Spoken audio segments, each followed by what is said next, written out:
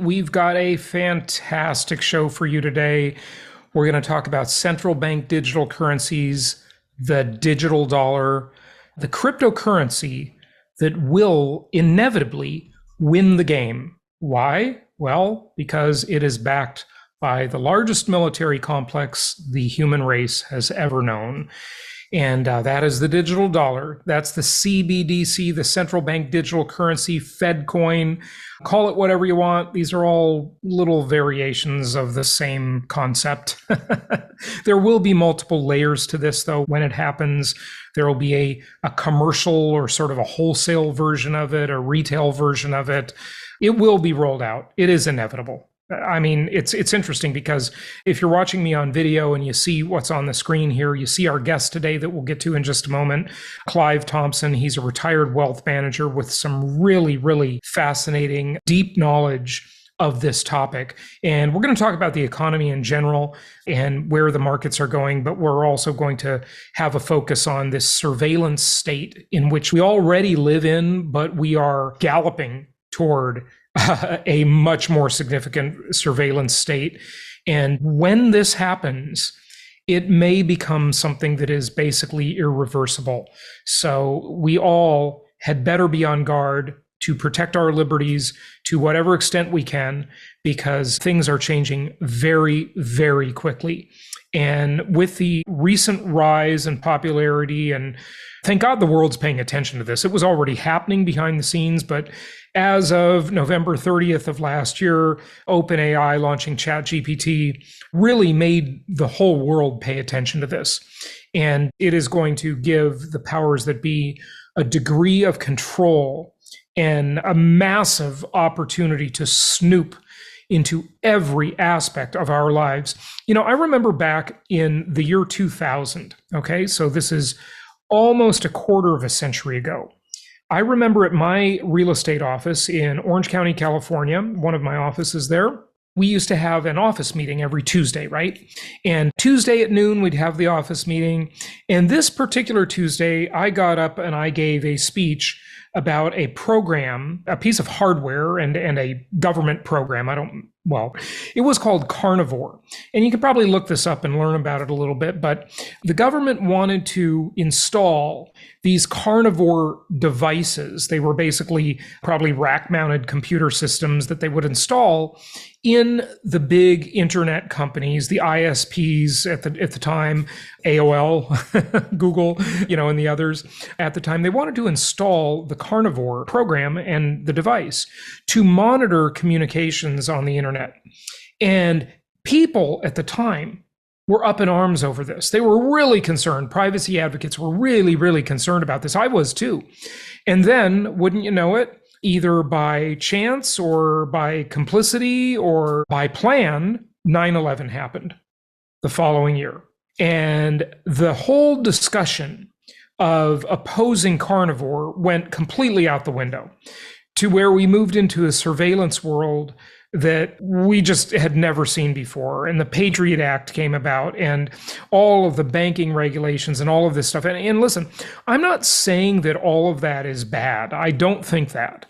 But I am saying that what usually happens with these things is they decay into a thing that once it was used for this idea of, stop the bad guys, right? But it decays into a way to stop the good guys. Certainly, I've noticed in the banking world, it is such a monumental hassle to do banking anymore. I spend so much time every single week in my different companies dealing with banking. Before, years ago, banking was invisible to me. It was just like this thing in the background, But nowadays, it's like you need a department to manage banking. It's just unbelievable how things have become such a hassle. We all know what a hassle it is to board an airplane anymore, right? So, these things degrade and they never really seem to work in stopping the bad guys very well. I guess they work a little bit around the margins, but mostly they just impinge upon the freedoms of ordinary good people, right? And that's what happens. That's what will happen with the CBDC. And this is a massive weapon that really could be, as I predicted almost 25 years ago, checkmate on the human race. Now, I didn't predict it back then as a central bank digital currency or even a digital currency. I was just saying back then, and look, you can go back and listen to my old episodes, but you won't get that far back because I didn't have a podcast back in, 25 years ago. But, you can see that I was thinking about this for many years before that when I started doing the podcast, and even my old radio show before the podcast, you can listen to me talk about this stuff.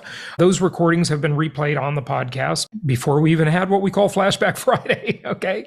And I said back then that if ever they create a global fiat currency, that will be checkmate on the human race, because they will just have such control over everybody, the control to make you rich or poor almost instantly through inflation or deflation, to control certain people and others and what you buy. And it's just unbelievably scary. But now you add to that the power of a digital system, and it's like an order of magnitude more powerful for the elites. So we're going to talk about that today, plus the economy in general, and I think you'll really be fascinated by this. But this page, this screenshot from the Federal Reserve's own website, it's interesting.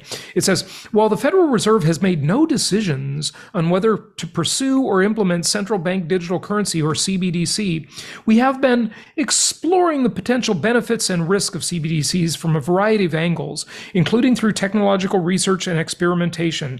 Our key focus is on whether and how a CBDC could improve on an already safe and efficient U.S. domestic payment system. Well, folks, this is just a complete lie. I mean, they have made the decision. They cannot not do this. They have to do this, okay? Even if they just totally cherished all of us having lots of freedom and control over our lives and lots of privacy by using cash, right? Even if they believed that, which of course they don't, but if they did, they still have to do this. It just makes too much sense for them not to have a digital version of their currency. Of course they will, and many other countries are way ahead of the US. They're already doing this. It'll be linked to social scoring. I mean, it's just so treacherous what's coming. So be on guard, listen to this interview. You're really going to like it. Okay, before we get to that, this again is the big decision, right? Runaway inflation or banking system collapse. Well, it's not exactly that, of course, and as I say, they always vote for inflation. That's always where it goes. It's always their answer, because number one, it hurts them the least and helps them the most. And when I say them, I mean the government, the central banks, the elite class, the Cantillon effect, all of that idea of those people and institutions who are closest to the money printer. They benefit the most. Goldman Sachs. Oh, no, let's call them Goldman Sachs because that's what they really are. They benefit, all the banksters, the Wall Street class, the elite class, the rich. Look, I benefit, okay? I just philosophically hate it, okay? And that's why I rail against it so much, against this kind of policy of inflation. And look, I don't need the money. I've already made my money. I'm done, okay? I'm just here because I want to get the word out about this stuff. It is just a way that they are just shaping the world and impoverishing billions and billions of people. And I think it's evil. So how did they vote for inflation? Well, last week, you might think they voted against inflation because they did raise the rate again, which, as I said before, that kind of shocked me that they didn't do an about face. A lot of people predict they will within about 2 to 3 months. They're going to do an about face and start lowering rates. We'll see. It's anybody's guess. I don't know. Look, nobody knows, right? This is the problem with a centrally planned economy. You're subject to all sorts of political influences and things that don't necessarily make sense. But they did vote for inflation last week because of the lending facility they set up to backstop the banks. And now that they're back going into the business, I'm sure it will be in a very heavy way of buying up assets again. Remember, during the COVID era, the Federal Reserve was the biggest investor on planet Earth, right? An investor. They will do a lot more investing to backstop the system. And that's inflationary. And so is having a $2 trillion lending facility. That's inflationary. This is all inflationary. You don't have to do QE in the way that it's been done before. You don't have to do money printing in the way that it's done before. There are lots of different ways and lots of different levers they can pull to make this happen. But that's why inflation-induced debt destruction is more important than ever. Because if you think you've seen inflation in the United States, let me tell you, you ain't seen nothing yet. It is going to get much more severe, much more significant. Now, if in 6 months we have a disinflationary cycle or a deflationary cycle, don't start writing comments that Jason was wrong. I'm talking about the macro big picture, and I am going to be right about this. There will be little spats of this and that, but you know, I'm not a trader. I don't trade. I'm not that style of investor. I'm the type of investor, you just buy stuff and you hold on to it. You trade it a little bit here and there, but I don't wake up and check the stock quotes and trade things, okay? I don't check, what is the economic news today? What's the unemployment rate? Oh, I better trade this or that. I don't do that. I'm an investor. I just get in and I generally move very slowly. And I think that's really being an investor, not a speculator. You already know what I think about that. But inflation-induced debt destruction is going to be such a powerful wealth creator going forward. It already has been an incredibly powerful wealth creator for the last 5 decades. But it's going to be much, much more significant and much more important going forward. It is going to be your ace in the hole. Now, that's not going to last forever.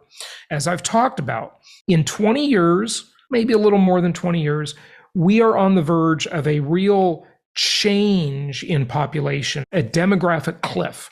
And that's when things are going to change. But that's a long way off. And we will be on episode 14,938 when I talk about that one. Okay, this is only episode 1978, so we got a while before we're going to be talking about that. I don't know. If we publish 3 per week, would that be 14,900? I don't know. Anyway, you can do the math and write your comment below and let me know. Okay, so this is an interesting article. This is from the Wall Street Journal. I just wanted to share a couple things with you before we get to our guest. So 3 million U.S. households making $150,000 a year or more, remember, that's almost triple the typical household income, right, are still renters. These people are renting. Now, you know what I think about this from listening for a long, long time. I think it's just fine to rent your house. In fact, I wish I was a renter now. My house is for sale and it sold and then it fell through and now I got to do it all over again. And someone came over to show it this morning. We had to clean up, right? It's a real hassle to do this. I do think you should own a lot of rental properties. So you're in the game, of course, because it's the most historically proven asset class in the world. But when it comes to your personal residence, especially if it's an expensive home, you're almost always better to rent it than you are to own it, because that rent to value ratio is so much favorable for you as the tenant than it is for the renter, right? It's favorable to you as the tenant to have a high-end property that you rent and have a lot of low-end properties or entry-level properties that you rent to other people. That's what I meant to say. But look at this, 154%, the increase in renter households making $150,000 or more a year in Austin, Texas, according to 5-year estimates from the U.S. Census Bureau. This is truly amazing that these people with the means to easily buy a home are renting, variety of reasons, variety of circumstances. I think a lot of it is because of the COVID era. And of course, I predicted all of that stuff and it came exactly true the first time that first segment of lockdowns kind of pulled back and a lot of people became free again. They started to move immediately to the suburban markets. And what did they do? A lot of times they rented initially before they bought something because they wanted to see how much they like it. So this is pretty darn amazing stuff, really, that there are so many renters and there are so few sellers. And inventory is in such low supply. You've seen this chart. I've shown it to you many times, but they've got all these cheap mortgages that they're just not willing to give up. Now, I showed you this chart of inventory last week, that inventory is still falling a little bit. only about just under 40% of the amount of inventory that anybody would consider normal. So people are hanging onto their houses, they're not selling them. But this chart is a new one. Okay. And this is really interesting because what this shows you is the listing supply or the supply of housing inventory over the course of a year, right? And we touched on this one before, but just look at how it usually increases. You see that arc up as you get into the Jason era, July, August, September, October, November, but it's very, very low right now. Now, this also we talked about, and this is the $1 million cities that we've lost, right? We've lost a lot of $1 million cities because those high-priced homes in the cyclical markets going down. Again, this is just review for you regular people, but I can't emphasize it enough how important it is because this gives you the basis to understand what different markets are going to do. Are they linear? Are they cyclical? Are they hybrid? Do their appreciation charts look slow and steady like Memphis or Indianapolis? Or do they look like a roller coaster like Los Angeles, California? That is so important to understand that because it's exactly as I predicted it would be. It is happening now, just as I have been saying it's going to happen for the last few years.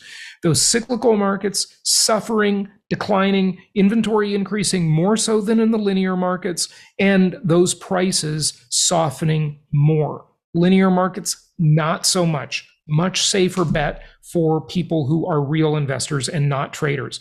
Now, I also announced last week, I did actually a special super quick live stream. You probably didn't catch it. It was very impromptu, that we have a very unique opportunity and we're doing a Zoom meeting on it this week. 100% financing for investors. Yeah, you heard that right. 100% financing for investors, nothing down. Take advantage of this. Join us for this Zoom meeting. It's on Thursday, noon Pacific, 3 o'clock Eastern. Just go and register at jasonhartman.com/join. That's jasonhartman.com/join and join us for this Zoom meeting. It's going to be really good. I think we're well over 200 people have registered already. So this is really, really going to be good. It only applies to our Alabama and Florida properties in our network, 100% financing. They will only allow 5 loans for each investor. And you have to do this in your personal name, no LLCs, which actually makes it a little bit easier. A lot of these sort of specialized lenders, this is a very specialized deal. We haven't seen this in many years, this type of offer, but a lot of them require you to set up an LLC and they make it a business loan. This is not a business loan. It's a personal, normal like mortgage, a normal mortgage loan in your personal name, but you're limited to 5 of them. You can only do 5. And for practical purposes, we have had already so much demand and so much interest in this. As usual, this lender will probably become inundated with loan applications very quickly right after our Thursday Zoom meeting. It's going to be crazy. I just know it by the response already. So make sure you're there so you can take advantage if you're interested in investing in Florida or Alabama. I think you'll really like this. 100% financing, no money down. jasonhartman.com/join. Okay, let's get to our guest. Let's talk about CBDCs and talk to Clive Thompson. You're really going to be interested in this. Not just CBDCs, but the economy and the outlook in general. So here we go. It is my pleasure to welcome Clive Thompson to the show. He is a retired wealth manager in Geneva, Switzerland, and it's great to have him on. I heard him recently talking on another show about CBDCs, central bank digital currencies, and I have talked many times before, as you know, about how I think this is the possible checkmate against the human race, quite literally, because of the amount of control and data harvesting that will be available to the elite class and having us use these CBDCs. So we'll talk about that and some other topics as well. Clive, welcome. How are you? Oh, well, thank you very much. It's a late evening here, and it's a very cold winter here in Geneva. It's about -6 outside, and we've got frost on the ground. Yeah, well, good stuff. But it is pretty, I will say that, right? let's start off with the topic of central bank digital currencies. And, one of the things I used to always talk about with one of our doctor clients years ago when I was in Newport Beach, California, is if we ever got to the point where there was a global fiat currency. This was long before Bitcoin. We didn't think about digital and crypto back then. We always said this would be checkmate because they could simply because they'd control the value of that currency and there would be no place to run if there was one single global currency. But now, with the advent of cryptocurrencies, the level of control that is possible is truly horrifying. And this is a digital currency, so it could be geo-programmed, where it would only work within a mile of your home. If they wanted you to stay in your neighborhood, it would only work during certain times of day if there was a curfew. It could be inflated and deflated depending on maybe your social credit score. What kind of products can you buy? If they don't like what you're posting on social media, maybe you can't buy an internet access account with it. There are all kinds of truly scary Orwellian levels of control here available. Am I being too paranoid with my tinfoil hat on here, or is that realistic? Well, you said a lot of things I hadn't thought of, but I can think of a lot of things you didn't say as well. Sure. Well, tell me what I didn't say too. Yeah. So I can imagine that the government might at some point need an emergency tax, and they'll cancel every cent beginning with or ending with the letter E, for example. Yeah. They will be able to adjust the interest rate that you earn on your digital dollars, higher or lower instantaneously to encourage your behavior. They can make your currency expire if you don't spend it. Right. For example, they could issue everybody with a universal basic income, a UBI, if that's convenient for the government. And as you say, they'll be able to know everything you do with your money. Yeah. And they'll be able to trace the movement of every single cent and see where it went. So it'll also be a tool for taxation because they'll be able to see what sort of cash flow is passing through you or through your wallet or through your business and determine if that corresponds to what's going on in your tax return. Yeah, it's truly scary. I mean, if they want to create inflation or deflation, they can control the velocity of money by making it expire, or just inflating or deflating the value, changing your spending behavior like they do now, but to a much slower degree. This would just give them a massive amount of control. I mean, this is pretty much inevitable, isn't it? Well, there's more than 100 companies working on the digital countries. So it's countries, yeah. So it's going to come all over the place. Right. So it is inevitable.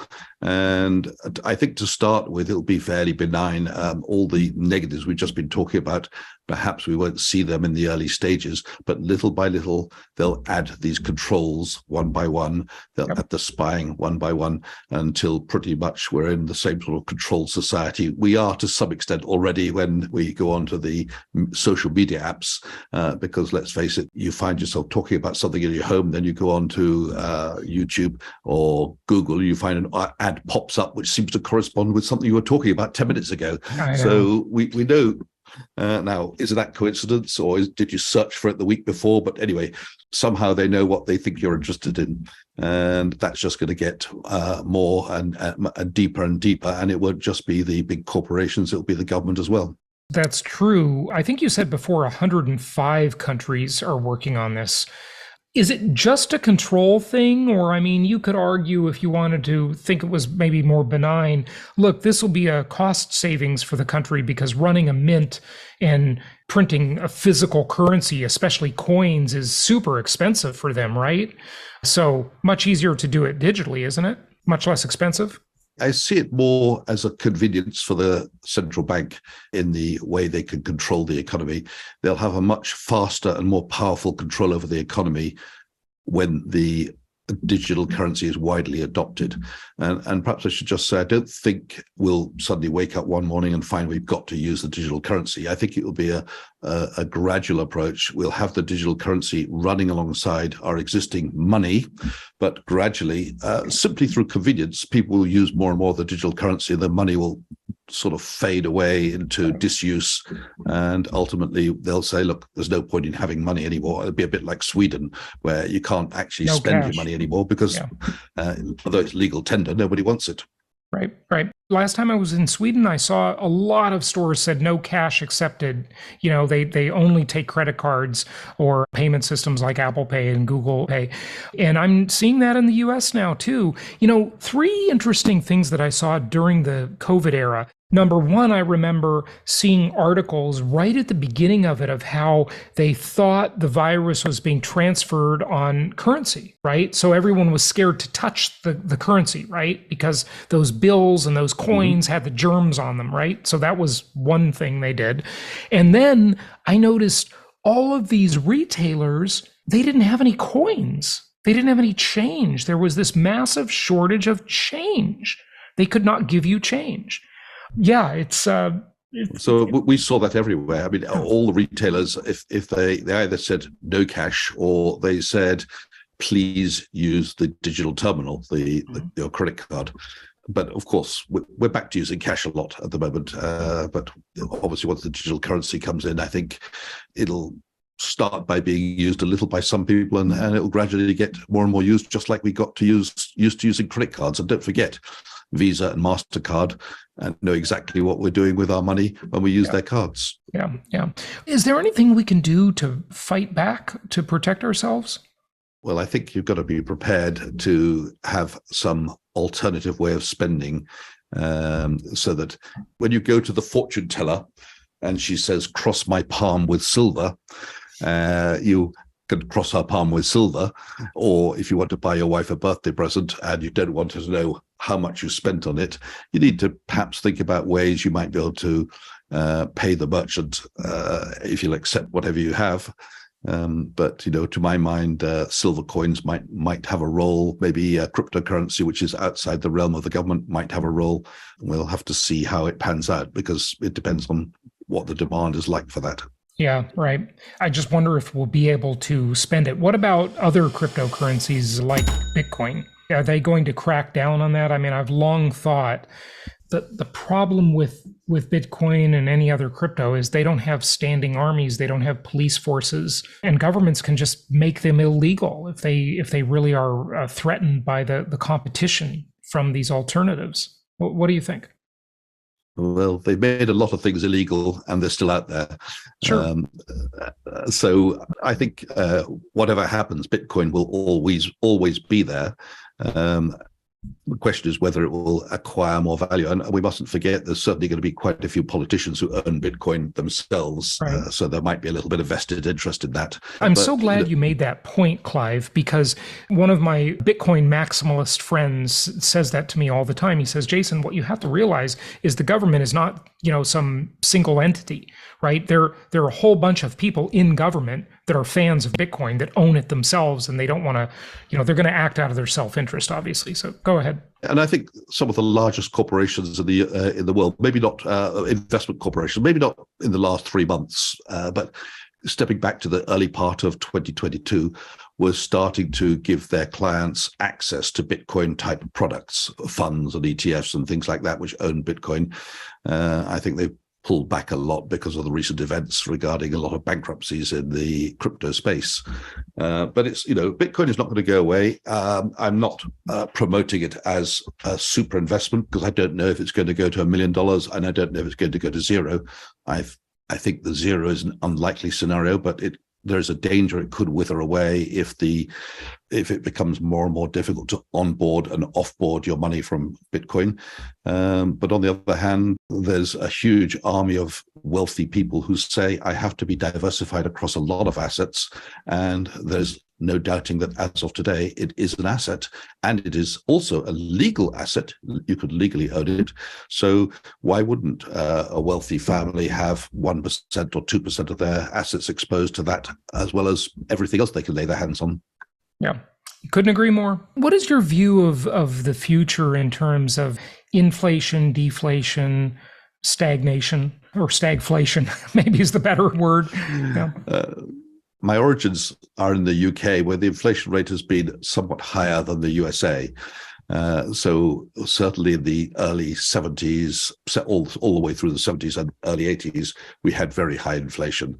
I did come across a letter I'd written to my boss back in the mid 70s, late 70s actually, in which I was protesting that my 29% pay rise was barely keeping up with inflation, which I think was running at 29% at the time. Wow, that's amazing. What year is this? That would have been something like 1979. Unbelievable. 29% inflation. That's just hard to fathom. It did come down rapidly. That would have been about the peak, but it was a very, very high. I recently did a study on how much gold you could buy with £10,000 sterling. Back in 1971, you could buy 635 ounces of gold. By 2000, which was 29 years later, you could only buy 1/10 of that. You could buy 63.5 ounces of gold. And today, with £10,000, you could only buy 1/10 of that, which is 1% of the original amount, which is 6.3 ounces of gold. So it's the value of the pound which has gone down, right? Even though one could argue the price of gold went up, but really it's the money going down. And the same thing would apply if you look at how much gold you could have bought with $10,000, the amount you could have bought with it has gone down. And the same applies to anything else you could have bought with pounds, dollars, euros, or yen, or any other currency, property, you name it. Anything which is tangible and valuable and in limited supply, the price has tended over the decades to go up because there's more and more money on the planet being printed all the time, and people have to deploy their cash into assets. So if you're a wealthy billionaire, you're going to buy a Van Gogh and you're going to be able to pay more than the last guy could pay because there's more money on the planet. Yeah, right. I know. And that's why one of the many reasons the rich love art, because it is a high value density and a high degree of portability. And, the art market is largely a scam too, because of the way things are valued, but that's another discussion. So back to hard assets, things that have intrinsic value. I always say, Clive, there are two things that drive the value for anything: scarcity and utility. You can't just have scarcity alone, though. You got to have utility, right? And of course, if we listen to someone like Alan Greenspan, he would say gold is a barbarous relic, right? You've heard that. Yes. Does gold really have much utility, though, in today's world? The central banks of Russia, China, India, and other places are acquiring gold as if there's no tomorrow, and acquiring it rapidly. And the reason they're doing that is they can see that the end of the currency we have, the fiat system, is getting closer. And when the world has to reset itself and start again, there's a chance it will need to be backed by something tangible like gold, as it used to be. And if you have a lot of gold, you're going to get a seat at the table when it's negotiated how the new system will work. And you have the most gold, you'll probably be calling the shots. Yeah. So I think there's a lot of desire from the central banks to own gold because they realize that if a reset is needed, it might be necessary to back it by gold. Now, it's not necessarily what will happen, but it's a plan, plan A or plan B that they've got, that if necessary, they've got something tangible to back their currency and trade with. Take us through the mechanics of what is a currency reset and how would that actually work? I mean, of course, it would need to be coordinated with other governments for their currencies at the same time. I mean, if one country does it alone, that's not going to work very well. And one of the things, by the way, that's been scary to me is a lot of this rhetoric from Janet Yellen about cutting off the tax havens. And, really, I mean, these governments, this is like a free market. It's a competition. Like, we're going to make our laws more desirable. So come and set up a business here. Bring your money here. Bring your money to our banks, right? And I think that's a good thing. That's just like a marketplace of stores or any other businesses, right? And governments should be that way so people can vote with their feet. But Yellen wants to really put a stop to that. I have never heard so much rhetoric out of a Treasury Secretary or former Federal Reserve Chair, obviously. But what is a currency reset? How does that work? How does it really play out? Take us through that.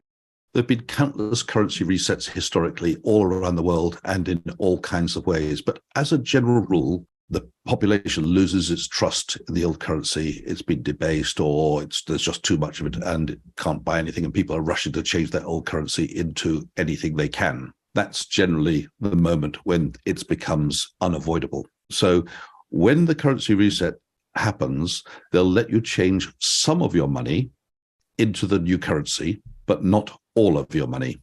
As a general rule, things like salaries are by law or edict converted over to the new currency. You'll see that shop prices are in the new currency, taxes are going to be in the new currency.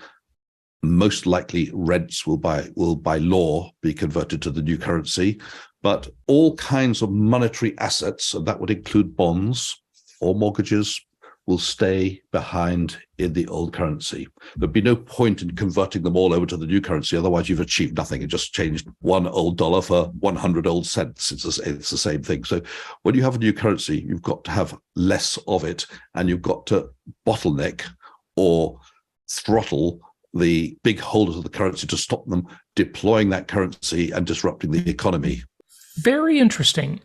So through the legal tender laws in the given country, US, European countries, all over, they would require that rents, salaries, and stores, retail, be traded in the new currency, right? So they would say, well, the dollar is no more, now it's the Amero, right? There was that, a lot of talk about that before Bitcoin. I go back a long way as you do. And so that would be the required currency, right? But why would they leave mortgages and bonds behind? I mean, you said they wouldn't want to reset those, right? So mortgage holders, I mean, I love this because many have said they would reset the mortgages too. And you don't know this, but one of the strategies I've been teaching for 18 years, I actually trademarked it because it became something of great interest to my audience, is called inflation-induced debt destruction. And so that strategy is buy assets that are indexed to inflation, like houses, because they're made of materials, copper wire, petroleum products, lumber, et cetera, right? Glass, steel, and all those commodities, and then finance them with long-term cheap debt, as cheap as you can get it, and let inflation pay that mortgage off for you, as well as, of course, your tenants, your renters. And that's a great strategy. But those who think there's a reset coming sometimes argue and say, well, Jason, they'll just reset everything. They'll reset the mortgages, they'll reset the salaries, the retail, everything will be reset at the same time.